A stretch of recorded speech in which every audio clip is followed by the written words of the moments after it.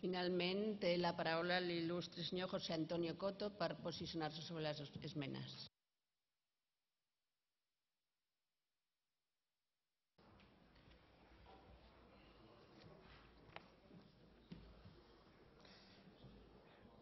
Gracias, presidenta. Señores y señores diputados. Señor Cañas, ¿me puede explicar cómo están sus comunidades autónomas, dónde gobiernan? Estoy convencido que con su alta capacidad de gobierno nos podrà il·lustrar cómo gestionar los recursos públicos.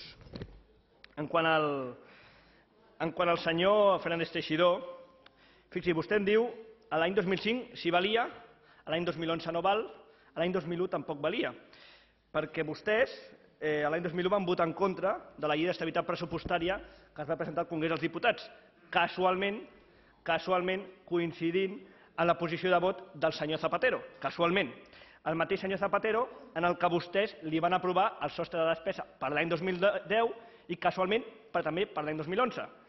El mateix senyor Zapatero en el que vostès li van donar suport, li van permetre que aprovés la major tisorada social de la història.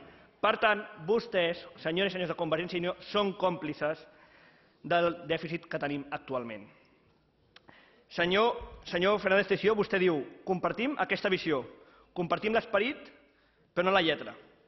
Val el concepte, val la iniciativa, però no val la proposició. Llavors, quina por tenen a tramitar aquesta proposició de llei? A que es pugui debatre, portar a comissió i esmenar?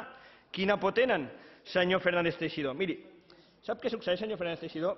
Que el senyor Artur Mas s'ha convertit en el Zapatero català, que diu una cosa a la televisió i fa la contrària quan ve en aquest Parlament. Miri, el senyor Artur Mas deia l'altre dia a la televisió pública catalana: la generació que ens segueix, la dels nostres fills, la dels nostres nets, que aquesta generació no hagin de pagar els deutes que hem estat fent nosaltres perquè hem actuat d'una manera absolutament egoista, gastant allò que no teníem i allò que teníem.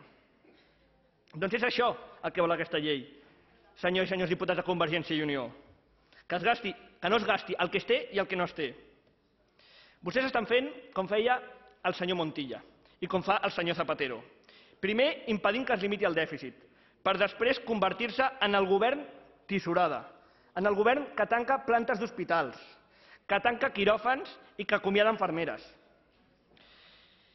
Aquest és, senyors i senyors de Convergència i Unió, el primer pas que vostès donen a la negociació pressupostària.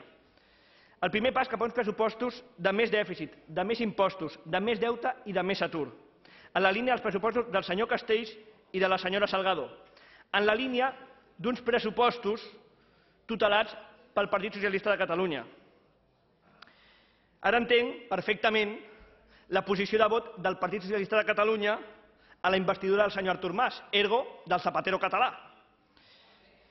Mirin, el que perjudicarà, el problema del seu vot, de la seva esmena a la totalitat, és que perjudicarà les possibilitats de disminuir el dèficit i deute que té avui Catalunya, així com les possibilitats de finançament de l'economia catalana.